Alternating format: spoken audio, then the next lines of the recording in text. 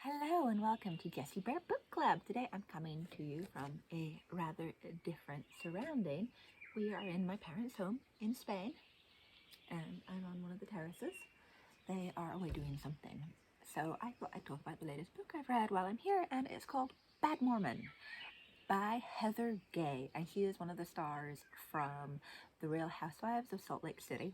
Not that I've ever seen the show, but I did see her recently on the Mormon Stories podcast, and they were doing little clips, little shorts and stuff of things she had said, and she'd written this autobiography, and I thought, that's right up my alley.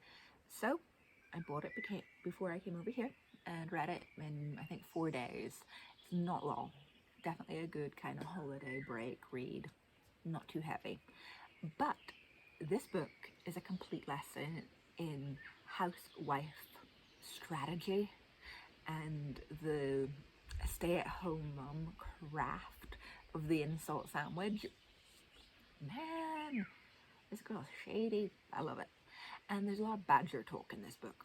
Likes badgers a lot. And one line that really stood out for me, I took notes in my cute little book, was, when you are surrounded by the truly sweet, even a raspberry can seem sour.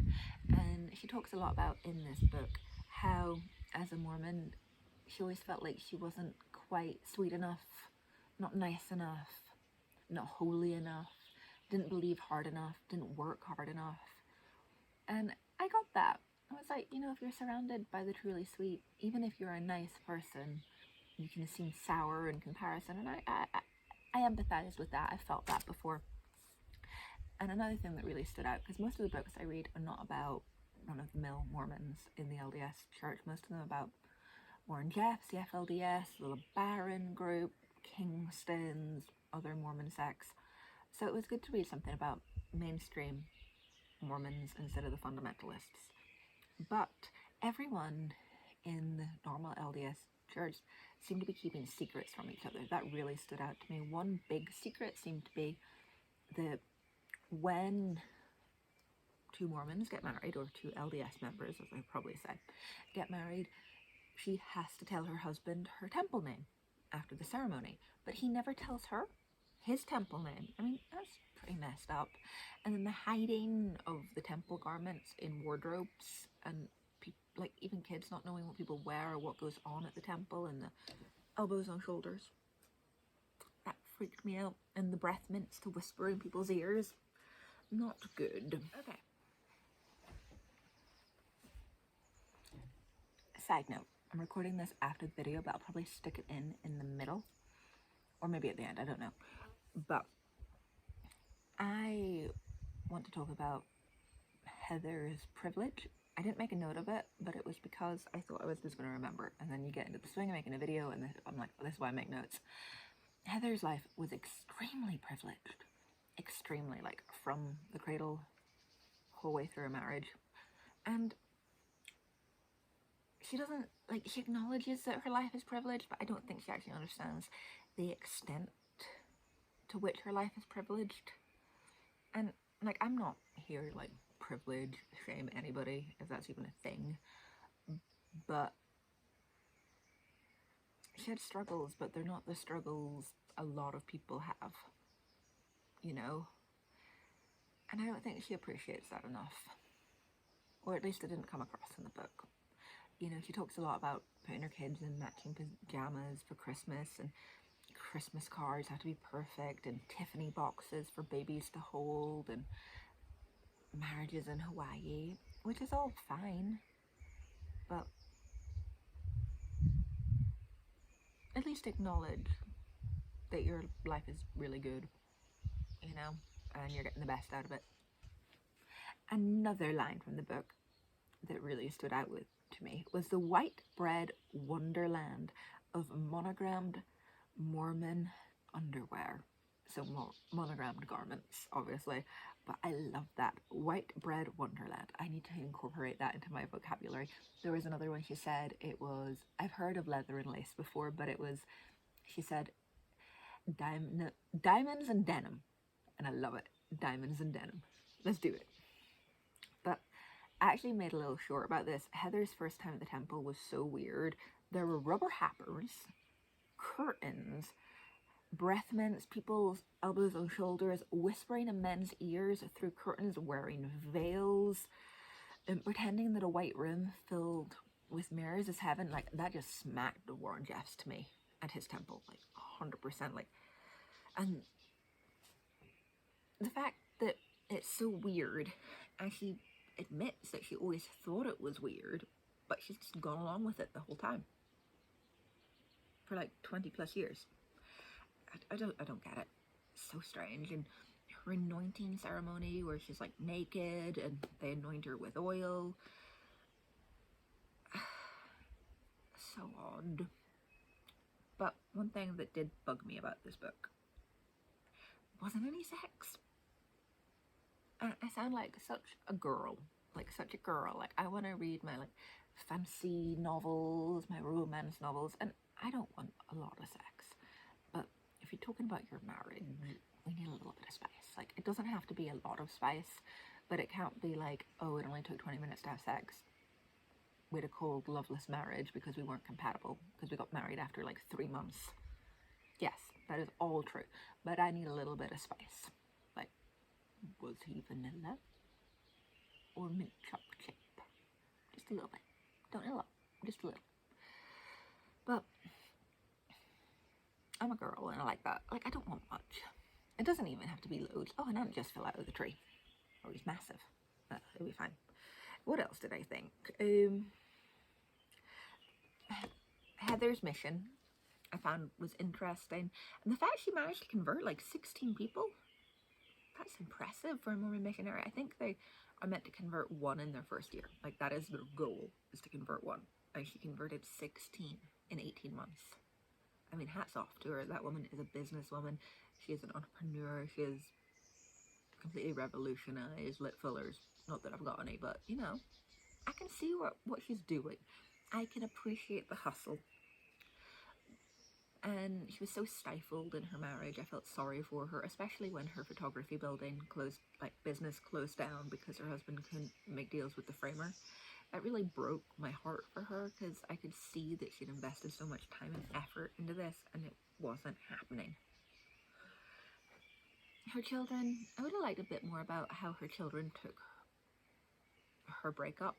She kind of glossed over that, and her refusing to admit that they'd broken up. I mean, it was interesting, but it wasn't that interesting. I felt sorry for her when she got Bell's palsy, you know, when half her face collapsed. My uncle has that, so I can understand it. It's like a real struggle for people. And she came back from it brilliantly. She dealt with it brilliantly, as well as getting that DUI. Did really well. And the fact she was so invested in her church work and her women's groups as well, to then be on the other side of the spectrum, was interesting. I mean, but as the chapters went on, it got more and more about the Real Housewives of Salt Lake City, and I was not interested in that at all. I've never seen the show, and she's name dropping all these people, like Lisa and Meredith, and was it Shay?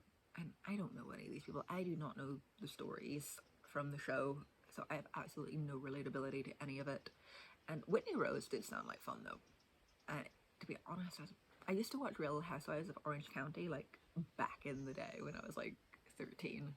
I also used to watch Real Housewives of New Jersey. And my granddad really loved Real Housewives of Orange County for some reason. I don't know why. He was like 80 and he loved it. And we and him used to watch it together because it was like our little thing. But I haven't seen it, I think, since like the 4th season. I sometimes watch like people talk about it, like Grace Report. She talks about it sometimes and I'm like, I'm here for that. And I'm sorry I can see my camera bobbing. It's because I'm in the wind. Oh no, my hat. But what I did like was, I've got it written down right here, #Mormon Flex. Heather says that a lot in this book. Mormon Flex. Mormon Flex. Like she's trying to make fetch happen with Mormon Flex. But it was kind of funny. Like the first few times it was funny, and then just like every chapter, like Mormon Flex, Mormon Flex. And also, she goes to see Titanic when she is on her mission. And oh my god, does that girl love a Titanic metaphor. She murders it throughout the rest of the whole book, talking about the water rising, it's up around our ankles now, we've ploughed into the iceberg, we're sailing on, I'm the skipper. I got bored, like real bored of that metaphor. But you know what it shows? It shows that she actually put herself into the book, because she could have had a ghostwriter write this, and I don't think she did, because you can tell there's quite a bit of her personality in here. It's pretty spunky, sarcastic, and I like it. Like, and I like, she understands like one-upmanship of female culture and trying to better yourself, and the importance of image, not just, and she talks about this a lot in like Mormon culture and the cult of happiness she talks about within Mormon culture.